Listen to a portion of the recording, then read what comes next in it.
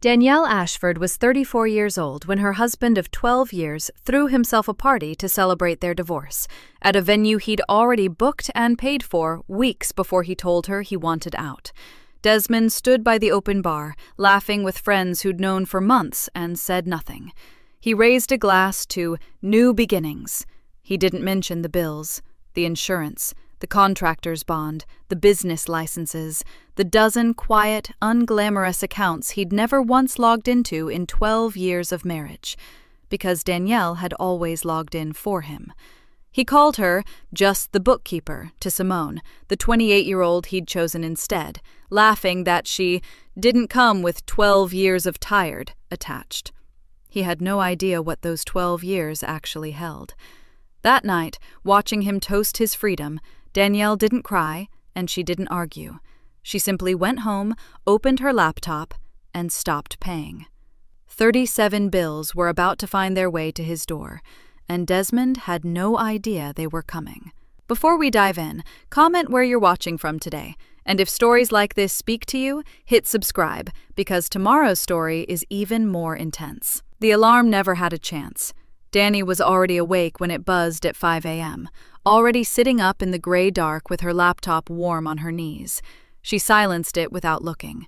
Desmond shifted once beside her, pulled the covers tighter, and went still again. She watched him sleep for just a second, 1 second only. Then she opened the browser. First came the business account, always the business account. She logged in with the password Desmond had set 4 years ago and never changed.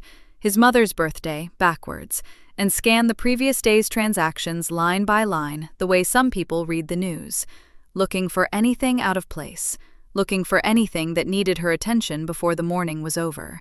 There was always something. Today, it was a supplier invoice that had hit 2 days early. She rerouted it, moved funds from the operating buffer she maintained, and made a note in the spreadsheet she kept on her own drive, the one Desmond didn't know existed because he had never once asked how any of this worked. She just did it, had always just done it. Then came the household account. Electric. Auto-paid, but she checked anyway. Internet, the second car insurance, the quarterly pest control that Desmond always forgot was quarterly and not monthly, the contractor's bond renewal due in 11 days.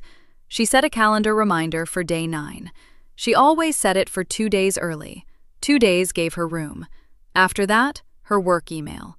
She was a senior bookkeeper at Halverson & Cole Construction, a real job with a real salary, with real people who said thank you, and even there her inbox was organized by color: red for urgent, yellow for pending, green for handled.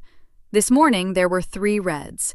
She answered them before Desmond's alarm went off at 7. By the time she heard the shower running, she had already done more invisible work than most people do in a full afternoon. The Callaway meeting was at 11. Marcus Callaway was a developer, the kind who wore expensive watches and shook your hand like he was grading it. He was considering hiring Ashford and Whitfield for a mixed-use project out on the east side, $3 million minimum if it came together. Desmond had been working the relationship for 6 weeks. Danny had been working the paperwork for 3. She had pulled the licensing certificates, verified the bond was current, prepared a clean financial summary of completed projects, and organized everything into a folder so crisp and precise it could have been submitted to a bank. She handed it to Desmond at the kitchen counter that morning without comment. He took it, flipped through it once, and smiled the way he always smiled. Easy, confident, like the work had simply appeared because the world cooperated with men like him. "You're good, babe," he said. She poured her coffee, said nothing. The Callaway meeting was held at the Ashford and Whitfield office, a converted row house on Clement Street with exposed brick and a drafting table Desmond used mostly for visual effect. Danny sat near the back. She always sat near the back. She watched Desmond work the room. She had to admit he was good at it. He laughed at the right moments. He let Marcus talk. He knew when to lean forward and when to lean back. And when Marcus picked up the project summary and said, "You run a tight ship. Everything here is exactly what I'd want to see," Desmond smiled and said, "That's just how we operate. You build a certain standard and you hold it." But only for a breath. Already past it. Marcus asked about the bond status, about the insurance, about a contract extension from 2 years ago. Desmond answered smoothly, accurately, because the correct answers were right there in the folder Danny had built. He never looked back at her, never said her name. She watched him take a compliment for her work, and she thought, "That's fine. That's Tuesday." But her coffee had gone cold, and she hadn't noticed until just then. That evening, she was at the kitchen table, reconciling the shared cloud calendar. There was a business appointment Thursday she needed to build around, when she saw the card statement sitting open beside the laptop. The hotel charge. She had noticed it that morning and flagged it mentally. The Linden Grand, $214, last Thursday night. She hadn't brought it up until dinner. "What's the Linden Grand charge?" she asked. Desmond didn't look up from his phone. "Client thing. Took somebody to dinner. Ended up being a late night. Just got a room." He turned a page. "Already expensed it." She waited to see if he'd add anything. He didn't. She wrote it down anyway. She almost missed the calendar invite. It was buried between a Thursday site walkthrough and a reminder she'd set about the bond renewal. She almost clicked past it entirely. She didn't. The invite was addressed to someone named Simone Carter. The subject line sat on her screen in plain, cheerful text. "Divorce Kickoff, Riverside Terrace, Open Bar." Danny's finger rested on the trackpad. She did not move it. She read the subject line again. Then she opened the invite. The invite was 3 pages long. Danny read every word. "Riverside Terrace, private event, June 14th. Confirmed. DJ, open bar package, custom floral centerpieces. A vendor contact at the bottom, Blossom & Co., event design." A note in the body of the invite, casual and cheerful, like a text message from a version of her husband she had never met. "Simone, deposits handled. Just show up and celebrate with me. We earned this." We. There it was again. That word, used so easily, pointed at someone else entirely. Danny's breathing was steady, deliberate. She made it that way on purpose, the way you hold yourself still when you're carrying something breakable. She did not go to the bedroom doorway and ask him what this was. She already knew what it was. What she didn't know yet was how deep it went, and that was the only thing that mattered right now. She pulled up a fresh tab and opened the business account. She started with the past 30 days. She moved through the transaction history the same way she always did, methodical, patient, line by line. But tonight she wasn't looking for supplier errors or early invoices. She was looking for a trail. She found it on page 2. Blossom & Co., event design, $1,100, May 28th, 11 days ago. She had been sitting at this same table 11 days ago, doing exactly this, and she had seen this line and recorded it in her log as a possible client entertainment expense, pending a note from Desmond. The note never came. She had flagged it yellow, pending, and moved on. She stared at it now. He had paid a deposit for a party celebrating the end of their marriage, paid it from the account she managed, from money she had helped earn, helped track, helped protect for 12 years.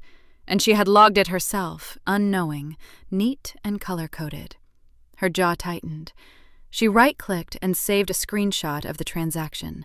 Then she opened a second window and pulled up the vendor contract attached to the calendar invite.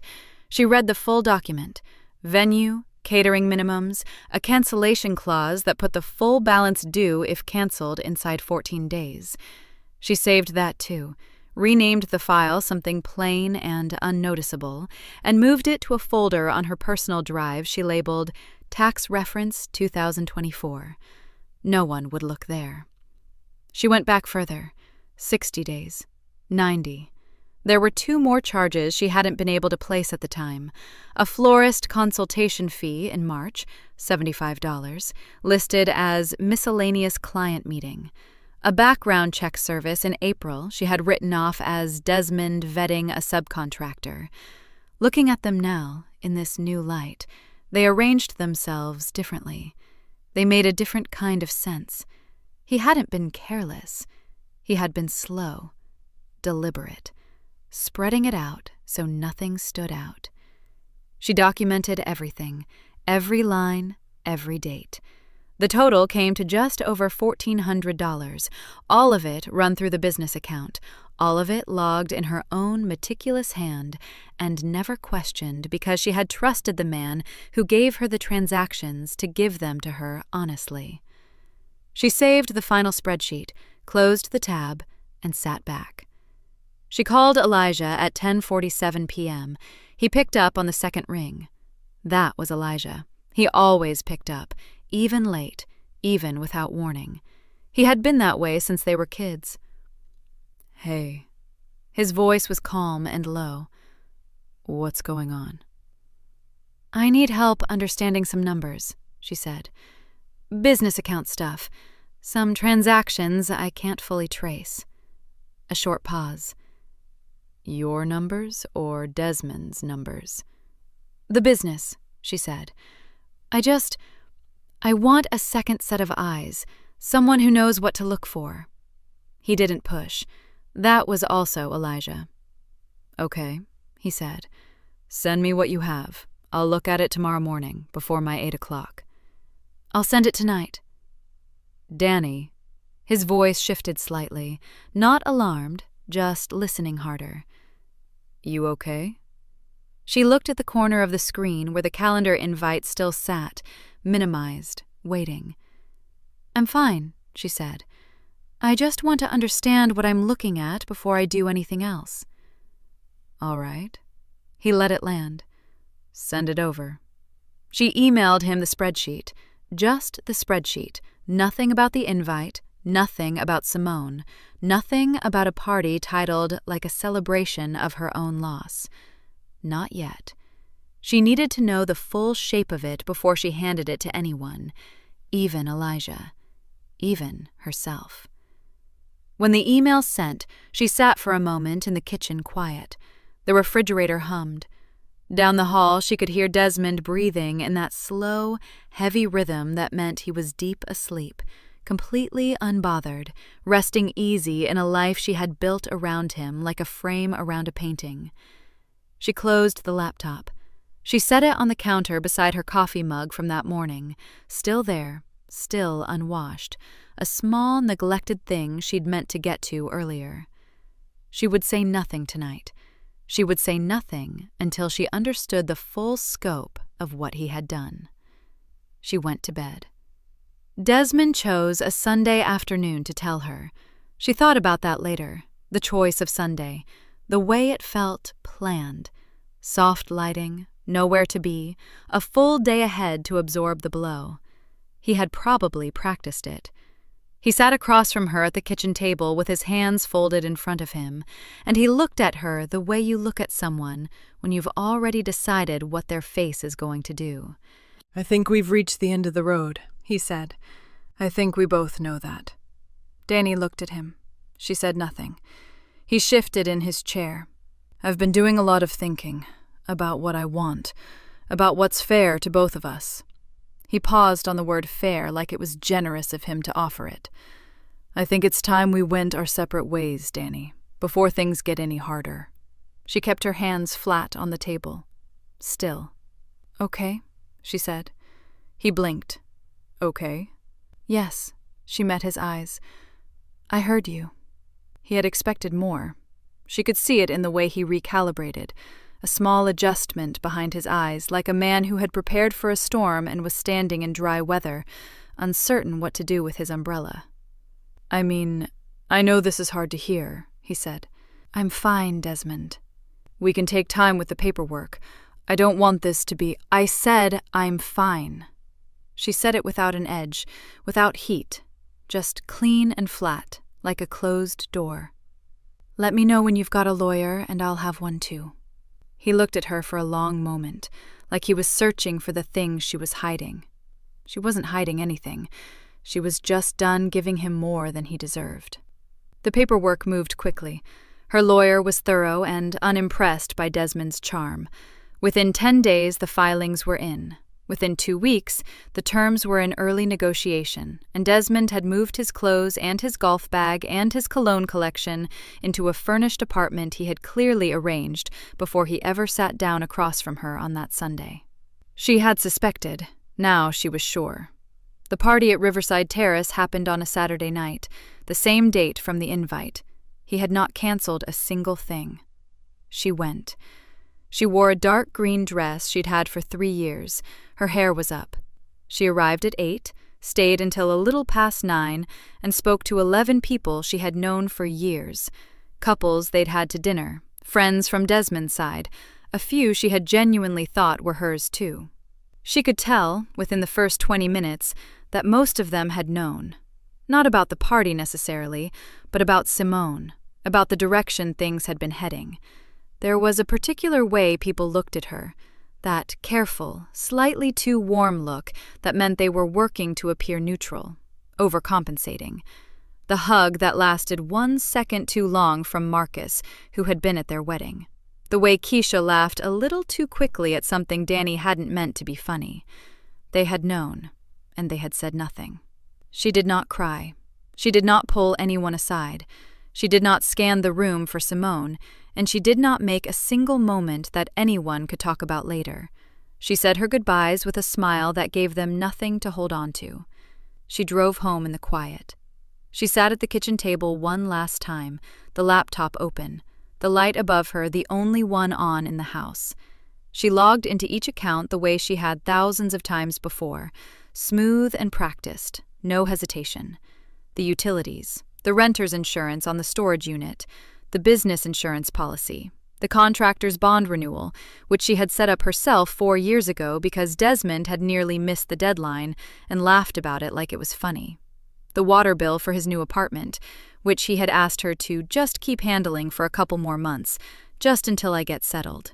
The professional license renewal, the subscription for the business accounting software he didn't know how to use but relied on completely. 37 recurring payments and transfers, some automated, some manual, all of them flowing from accounts he didn't know she had access to, arranged in ways he had never once thought to ask about.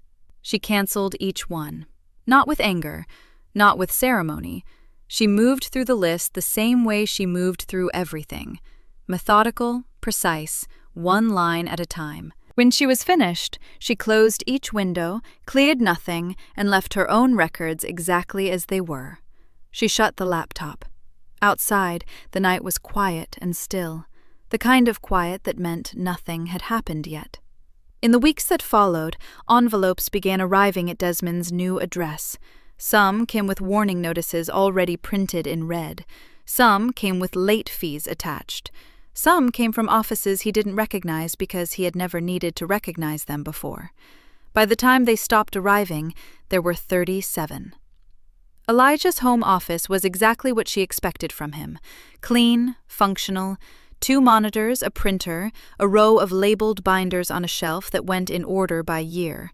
No clutter, no decoration that wasn't useful. A small cactus on the windowsill that had probably been alive for 15 years without requiring much attention. She thought, of course. He made her coffee without asking how she took it, because he already knew, and he set a yellow legal pad and a pen in front of her like a teacher preparing a desk. "Start from the beginning," he said. "Not emotionally, financially." She almost smiled. "There's a difference?" "There is today." He sat down across from her and opened his laptop. "Tell me every account you touched that he didn't." She told him. It took 2 hours just for the first pass. The utilities that had come out of her personal checking account for the last 3 years when the joint account ran low, and Desmond had never noticed, or never asked.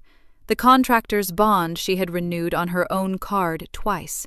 The accounting software subscription, the professional license filing fee she had quietly paid in 2021 because Desmond had missed the reminder, and she hadn't wanted his business to take the hit. The storage unit, the renter's insurance he didn't know existed, covering tools and equipment he'd forgotten he'd stored. Elijah typed without reacting. That was what she needed from him. Not outrage, not comfort, Just the clean, steady work of someone who knew how to turn pain into paper. "How far back do your bank statements go?" he asked. "I kept everything," she said. He looked up from the screen. "Everything?" 12 years.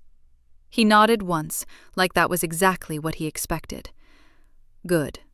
They moved to the joint account records next. She had downloaded them the same night she had found the calendar invite. All of them, every month, going back as far as the account allowed. She had not known then exactly what she was looking for. She had known only that she needed them. Elijah spotted the pattern in under 20 minutes. He turned the screen toward her. "Look at the hotel charges." She looked. There was the one she had noticed, the one Desmond had waved off as a client thing, $240, a Saturday. But Elijah had filtered the view, and there were more, 7 of them, spread across 14 months, different hotels, different amounts, but the same pattern. Saturday or Sunday, always within a few days of a business withdrawal she hadn't been able to match to any vendor or supplier she knew. The earliest one was dated 13 months ago. She sat with that for a moment. 13 months ago, she had been managing his insurance renewal. She had left a sticky note on his side of the bathroom mirror, reminding him to sign the form. He had kissed her on the side of her head and told her he didn't know what he'd do without her. She had felt warm about that. "He was calling me his stability," she said. Her voice came out even. She was proud of that. While actively planning to leave. Elijah said it plainly, no gentleness in it. That was better, actually. She didn't want it softened. "The withdrawal here," he pointed, "matches a florist deposit. See the amount?" She saw it. She picked up the pen and wrote the date on the legal pad, then the amount, then the hotel charge beside it, then the next one, and the next. Elijah let her write without interruption. Her phone buzzed on the table beside her. Desmond. She looked at the name on the screen. Then she looked at the dates she had just written down. Then she answered. "Danny?" His voice was tight, controlled, but barely. "I've been getting... There are bills coming in, and I don't... Some of these I've never even seen before. There's something about a contractor's bond, and I don't know who to call, and I just need you to help me sort this out one more time. Just this once." She let a beat pass. "No," she said. Silence on the line. "Danny, I'm not asking you to... This isn't about us. This is just logistics. I know what you're asking, Desmond." Quiet. Clean. The answer is no. She ended the call and set the phone face down on the table. Patrice, who had been sitting on the small sofa near the window with her legs crossed and a mug of coffee going cold in her hand, made a sound low in her throat. Not quite a laugh, something more satisfied than that. "Logistics," she said. 13 months of hotels, and he calls it logistics. Danny didn't answer. She turned the phone back face up, pulled the legal pad toward her, and picked up the pen again. She wrote down the date of the call, the time, a single sentence describing what he had asked. Then she slid the pad across the desk toward Elijah, who added it to the growing file without a word. Gary Whitfield called on a Tuesday morning. Danny was at her kitchen table with a second cup of coffee and a spreadsheet open on her laptop when her phone rang. She didn't recognize the number at first. Then she saw the area code and knew. She answered. "Danny?" Gary's voice was steady but clipped, the voice of a man who was trying to stay professional while something underneath him had started to shift. "I'm sorry to call you directly. I know the situation, but I've got a problem." "Go ahead," she said. "The contractor's bond lapsed." He said it like he was reading from a list of disasters. "We've got a project starting in 6 weeks, and I just found out this morning. I've been going through the renewal paperwork, and your name is on the original filing. It's been your name since the beginning, actually. I didn't realize that until today. She hadn't told him she was the one who renewed it. She hadn't told anyone. It was just something that needed doing, so she did it. "I'm not with the business anymore, Gary." A pause. "I understand that, and I'm not asking you to fix it. I just need to know who we call, what the process is, because Desmond has been—" He stopped himself, started over. "The paperwork isn't where it should be, and I don't know what else might be in the same condition." That last sentence landed quietly between them. She knew what he was really saying. He had started looking, and now that he'd started, he was finding gaps he hadn't known existed. "I can tell you what the renewal process looks like," she said, "but I'd recommend you pull everything. Every filing, every license, every policy. Whatever was active this time last year." She kept her voice neutral, helpful even. "If my name is on the bond, it's probably on more than that." Gary went quiet for a moment. "How much more?" he asked. "I'd pull everything," she said again. She ended the call. She sat still for a moment with the phone resting on the table in front of her. For 12 years, her name had been on documents Desmond didn't even know existed. Her personal card numbers stored in vendor portals. Her email address on renewal reminders that had never once gone to him, because she had set them up, and she had set them up right. The business had run like a well-maintained machine, just not the kind of machine anyone thought to look at, until it stopped. She opened a new document and started typing while the details were still fresh. Ruth hosted dinner that Friday at the house on Clement Street, the one she had lived in for 30 years and kept exactly the same. A tablecloth with a pattern of yellow flowers, good dishes out even on weeknights, the smell of something roasting in the oven from the moment you walked through the door. It was the kind of house that felt like someone was paying attention to it. Danny came because Ruth had asked, and because Ruth was not the one who had done anything wrong. That distinction still mattered to her. They ate and talked around the edges of the obvious the way you do when a family has cracked but hasn't fully broken yet. Ruth asked about Danny's work. Danny asked about Ruth's sister, who had been dealing with her hip. The roast was good. The wine was better. Then Ruth set down her fork and said, almost gently, "Simone is excited about the house." Danny looked up. "Desmond's going to transfer it over once everything is finalized." Ruth smoothed the tablecloth with 2 fingers, not looking up. "She thinks it's a fresh start. No mortgage to worry about," she told Desmond. A small, uncertain pause. "I thought that was a good sign. That at least they'd be settled." Danny recognized the property immediately. She had been the one to file the paperwork when Desmond took out the second lien. 18 months ago, before any of this had started, or before she'd known it had started. He had told her it was a short-term cash flow move, business investment. He'd handle the payments. She had filed the paperwork and, because he'd been specific about it, had not entered it into the shared records. She had not entered it because he had asked her not to. She thought about that now, sitting across from his mother, holding her wine glass. No mortgage to worry about. Simone didn't know. Ruth didn't know. The lien was still sitting on that property, undisclosed, tied to Desmond's name and a debt that had not gotten smaller. "That does sound like a fresh start," Danny said. Her voice was warm, even. She took a sip of her wine and asked Ruth about the sister's hip again. She called Elijah from the car before she had even left Clement Street. "The house on Fairview," she said when he picked up.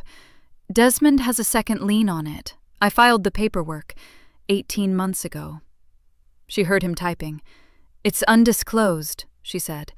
"Simone thinks she's moving into something clean." "And the title company?" "Wouldn't know to look if nobody told them." More typing. "I'll add it to the file," he said. She heard the sound of a folder being opened on the other end of the line. The bond, the redirected funds, the affair timeline. And now this. The event was a housewarming for Carla Mendez, a woman Danny had known since her early 20s. They had met through a mutual friend at a birthday dinner, stayed in touch the way people do when they genuinely like each other but live parallel lives. A text here, a comment there, a real hug whenever they were in the same room. Carla had not been at Desmond's party. That mattered. Danny wore a dark green dress and earrings she had bought for herself 3 weeks ago, just because she'd seen them and wanted them. Small things. New habits. The house was warm and loud in the good way, voices bouncing off high ceilings, someone's playlist running at the right volume underneath everything. Danny got a drink, found Carla, and meant to stay close to that corner of the room all evening. She was on her second glass of wine when she saw Simone. Simone was standing near the kitchen doorway in a cream-colored jacket, her hair down, laughing at something the man next to her had said. She was beautiful in the way that a well-staged room is beautiful. Everything placed just right, nothing accidental about it. Then she turned and saw Danny. The laugh faded into a smile. The smile was the kind that decides what it wants to be before it finishes arriving on a person's face. Simone crossed the room like she had been waiting for this. "Danielle." She said it with a warmth that was one layer too thick. "I'm glad you came out. You look really good." "Thank you," Danny said. Simone tilted her head slightly. "I just want you to know, I don't have any bad feelings. I really don't. These things happen, and the healthiest thing is to just let yourself grow from it." She touched her own collarbone lightly, as if growth were something she wore there. "It takes time, but you'll get there."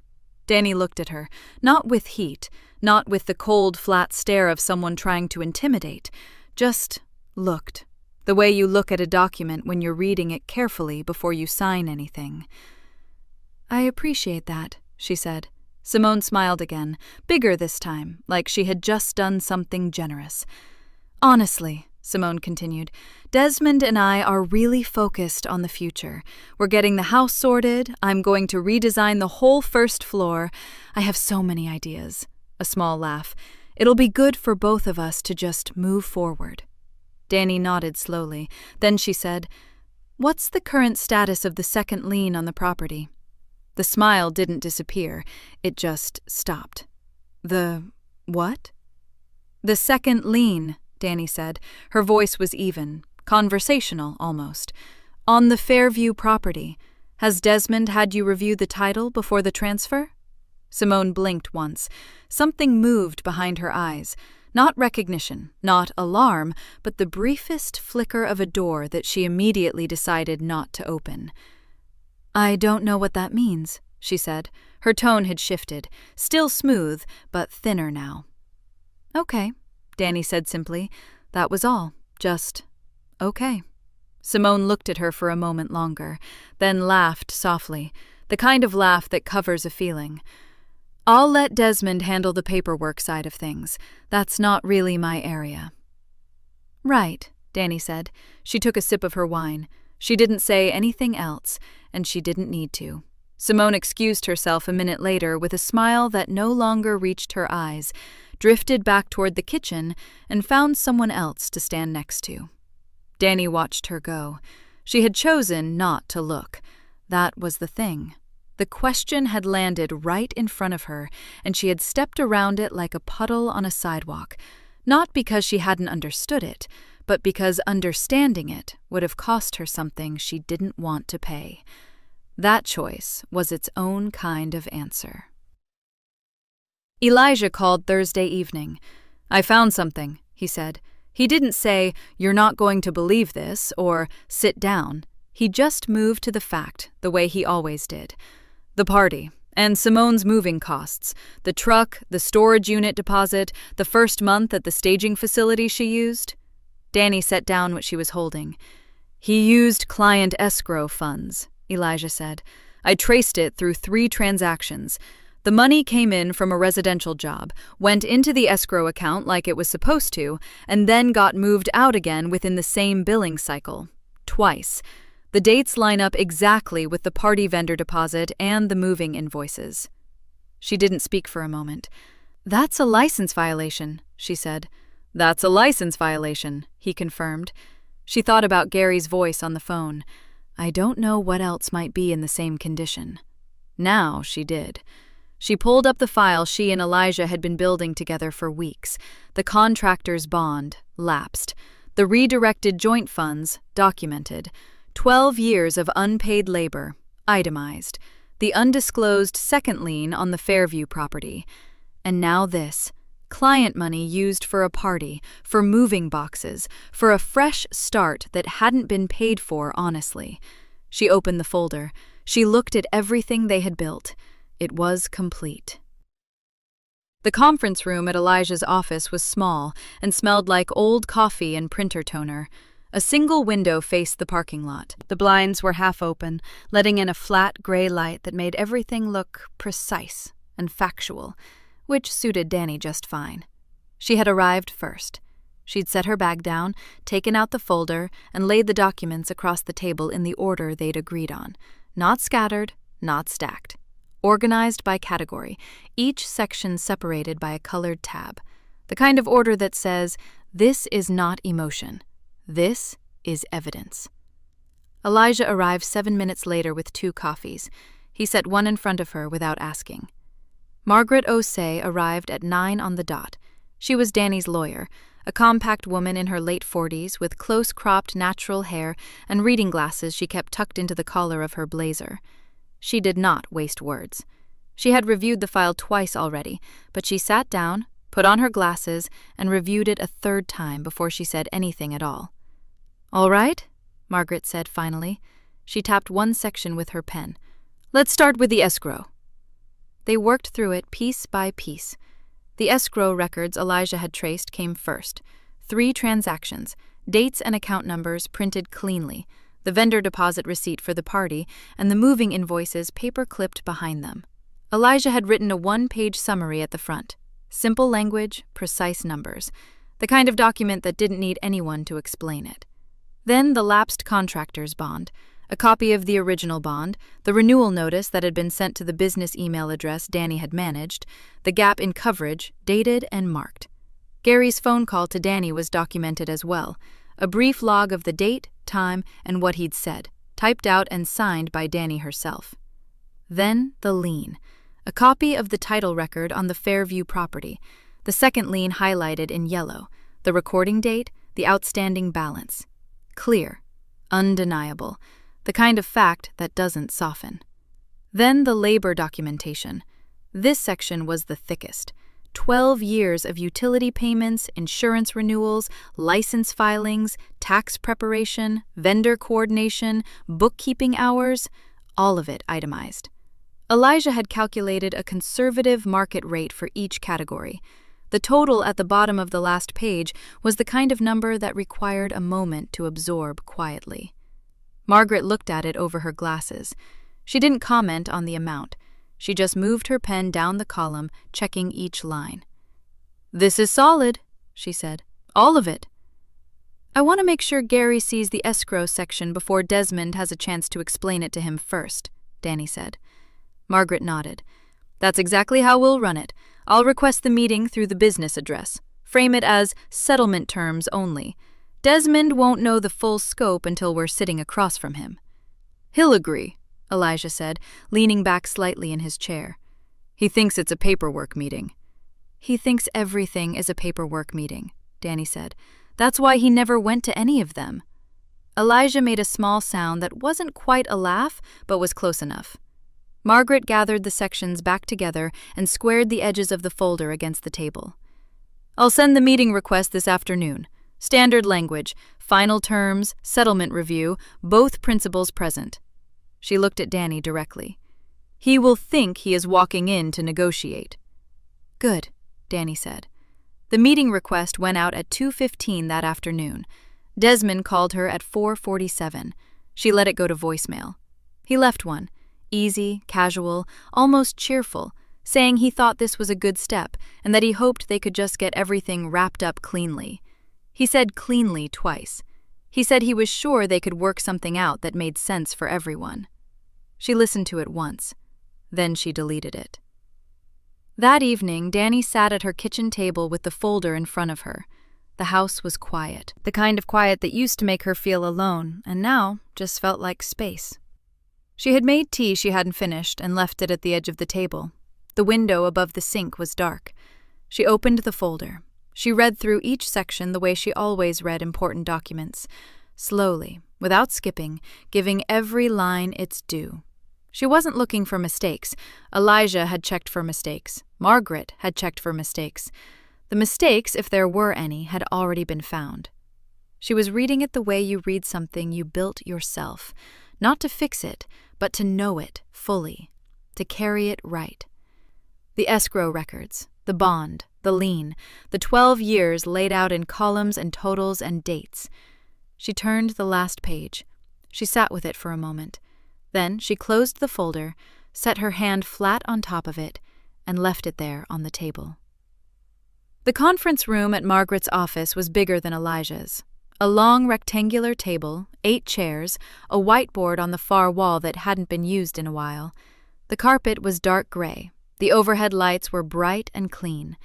There was a small credenza along the side wall with a water pitcher and 4 glasses already poured.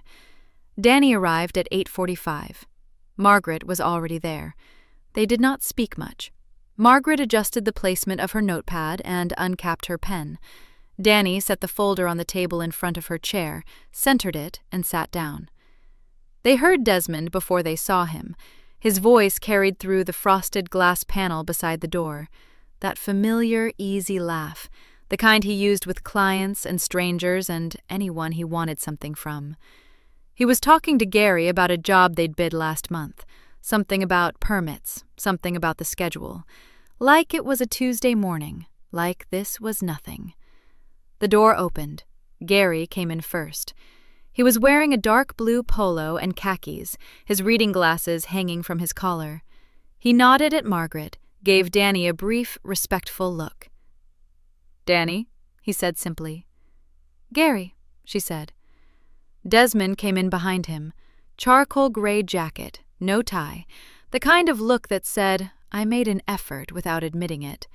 He smiled at Danny, the same full, easy smile she had seen work on 100 people, and pulled out a chair across from her like he was arriving at brunch. "Danny." He settled in, folded his hands on the table. "I think this is good. I really do. Let's just get it all sorted out." "That's the plan," Margaret said. She opened her own folder. She did not look at Desmond when she spoke. "We'll go through the settlement documentation in sections. I'd ask that you hold questions until each section is complete. It'll move faster that way." Desmond nodded pleasantly. Gary took out a small notepad. "First section," Margaret said. "Escrow fund misuse." She placed a single sheet in the center of the table and slid copies toward Gary and Desmond simultaneously. Gary picked his up immediately. Desmond glanced at his but didn't reach for it. Danny watched Gary's eyes move down the page. She watched the moment, the exact moment, when his expression changed. It was small, just a slight tightening around the jaw, but it was there. "These are 3 transactions," Margaret said, totaling $4,200, drawn from a client escrow account held under Ashford Whitfield Contracting. The funds were used to cover a private event vendor deposit and residential moving costs for a third party. She paused. The dates, account numbers, and corresponding vendor receipts are documented on the pages behind it. Gary flipped to the back pages. His pen went to his notepad. Desmond leaned forward. That's being taken a little out of context. That was a short-term thing. I was going to—" "Desmond?" Margaret said it quietly, but it stopped him.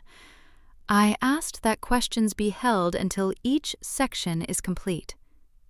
He sat back, adjusted his jacket, smiled at Gary like they were sharing a private understanding. Gary didn't look up from the page. The bond came next, the lapsed coverage, the renewal gap, the dates. Margaret presented it in the same clean, unhurried way. Gary wrote something down. Desmond said nothing this time. He was watching Gary now instead of Margaret. Then the lien. Margaret placed the title record on the table. The yellow highlight on the second lien was visible from across the room. "The Fairview property," she said. "A second lien was recorded against this property 14 months ago. The outstanding balance at the time of recording was $31,000. This lien was not disclosed in any financial statement provided during the divorce proceedings, nor to any party with an interest in the property." Gary looked up at that. He looked at Desmond directly for the first time. Desmond opened his mouth, closed it. "We'll get to that," he said finally. His voice was still even, but something behind it had gone flat. The charm was working hard now. It wasn't landing the same way. The labor documentation came last. Margaret let Gary read through it without commentary. When he reached the total, she simply said the number aloud, so it was in the room and belonged there. Gary set the page down. He took off his reading glasses. He looked at Danny with the focused expression of a man doing arithmetic in his head. Desmond tried once more. "Look, I know this looks like a lot, but you have to understand. Danny and I had a system. It was informal. Nobody ever agreed in writing that the escrow transactions aren't informal," Gary said. He hadn't raised his voice. He didn't need to. He was looking at Desmond with the flat, steady look of a man whose calculations had just finished and hadn't landed anywhere good. "Those funds belong to a client," Gary said. "That's not a settlement issue. That's a licensing issue." He capped his pen, set it on the table. "I'm going to need to act on this. Today." The room was quiet. Desmond sat very still. The smile was gone. His hands were flat on the table in front of him, and he looked, for the first time since Danny had known him, like a man with nothing left to perform. The license suspension came on a Thursday. Danny learned about it the same way she learned most things now, quietly, through documentation. Elijah forwarded her the public filing notice with no comment except a single line: "It's moving." The state contractors board moved faster than anyone expected. Gary had called them the same afternoon the meeting ended. He didn't wait. He didn't consult Desmond first.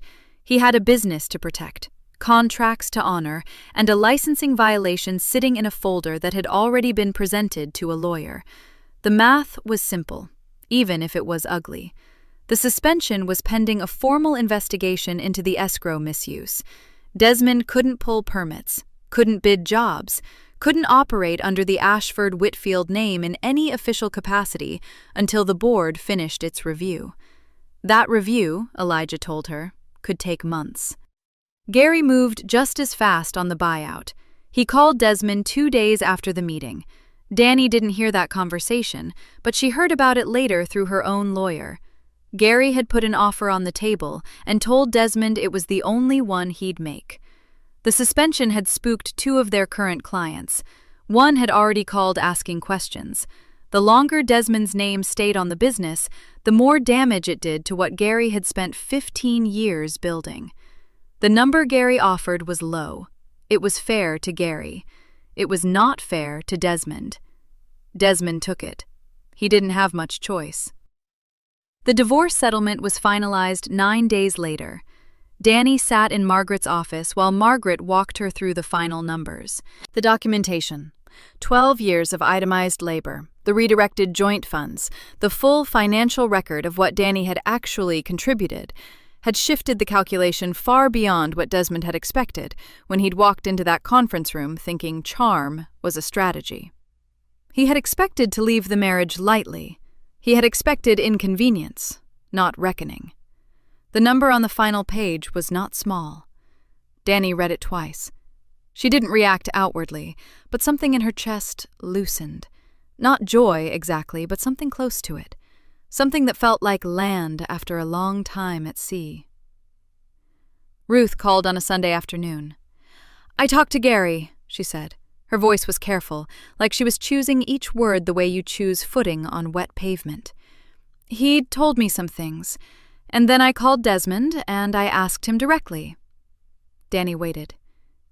"He admitted it," Ruth said. "Not all of it, but enough." There was a long pause. "I've been making excuses for that boy since before he had a reason to need them." Ruth's voice didn't break. It just went quiet. "I'm done doing that." She didn't ask Danny for forgiveness. She didn't try to explain away what her son had done. She just said it, plainly, without decoration, and Danny respected her for it. After the call, Danny sat with her phone in her lap for a long moment. Then she set it face down on the table and went back to work. The house fell apart the same week. Margaret filed the formal lien disclosure with the title company 4 days before the scheduled closing. It was routine. It was legal. It was exactly the kind of paperwork that existed precisely so a transaction like that one, a property carrying a hidden $31,000 obligation, couldn't quietly change hands without everyone knowing what they were buying. The title company halted the sale. Simone found out the same day. The referral clients went around the same time. Patrice got a call from a woman named Celeste, who had used Simone for a kitchen renovation 2 years back, and was now thinking about recommending her to a friend opening a restaurant space. She just wanted a gut check. She trusted Patrice's opinion. Patrice gave it to her honestly. She didn't make a speech. She didn't list everything she knew. She just said, plainly and without drama, that she'd seen some things lately that made her less confident in Simone's judgment than she used to be. That was all. Celeste didn't push. She just said, "Okay," and thanked her. Within a week, 2 referrals Simone had been counting on quietly dissolved. No confrontation, no public fallout, just people who trusted Patrice's read on a person choosing not to pass her name along. Simone drove to Desmond's rental on a Wednesday evening. Danny heard about it from Patrice, who heard it from someone who lived in the same building. But the outline of what happened wasn't hard to reconstruct. Simone had done what she never did before. She had looked. Actually looked. At the title records, at the escrow filing, at the suspension notice that was now public record. She had pulled the thread Danny asked about at that party, the one Simone had dismissed with a smile, and what she found on the other end of it was not a man who had been treated unfairly by his ex-wife. It was a man who had hidden a lien, misused client funds, handed her a version of his life that had been cleaned up and repackaged, and let her walk toward it without telling her what was underneath. She left that evening, not with anger exactly, with the cold, flat expression of someone who had just realized that what she'd chosen was never what she thought she was choosing. She didn't look back at the door. He texted on a Friday. "Can we talk? In person. Just once. I think we both need that." Danny read it standing in her kitchen, coffee still hot in her hand. She read it twice. Not because she didn't understand it, but because she wanted to be sure she understood exactly what it was. He needed something. He was dressing it up as mutual. She texted back. "Sunday, 2:00, the coffee place on Mercer. 30 minutes. He replied immediately. "Thank you, Danny." She set her phone down and finished her coffee. He was already there when she arrived. He had dressed for it. Not overdressed, but carefully. The dark blue shirt she used to tell him looked good on him. The watch his mother gave him. He stood when he saw her come through the door, like the gesture itself meant something. She sat down across from him without ceremony. He looked tired. Not the tired of hard work. She knew that tired, had watched it on him enough times to know the difference. This was the tired of a man who had been spending energy holding a shape that no longer held. "I appreciate you coming," he said. "You have 30 minutes, she said. He nodded. He folded his hands on the table, looked at them for a moment, then looked up at her. "I know I hurt you," he said. His voice was low, careful. "And I know sorry doesn't fix it. But I need you to know that what we had, it was real to me.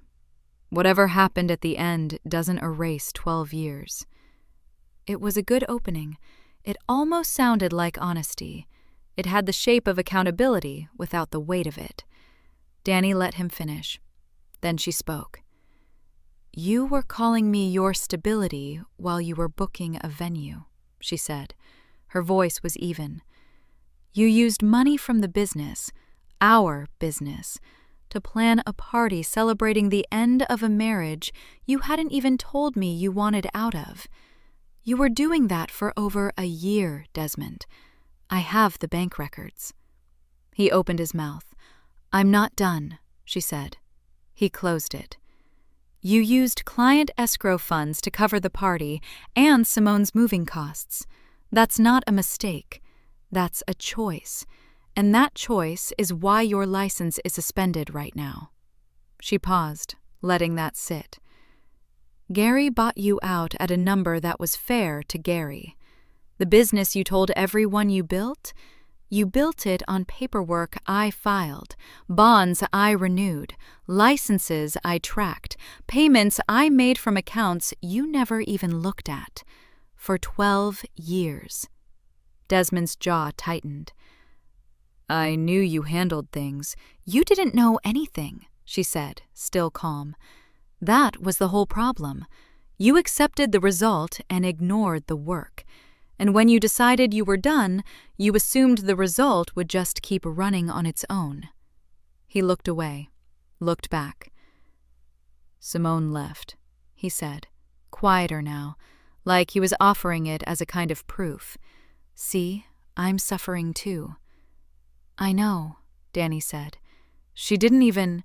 He stopped, pressed his lips together.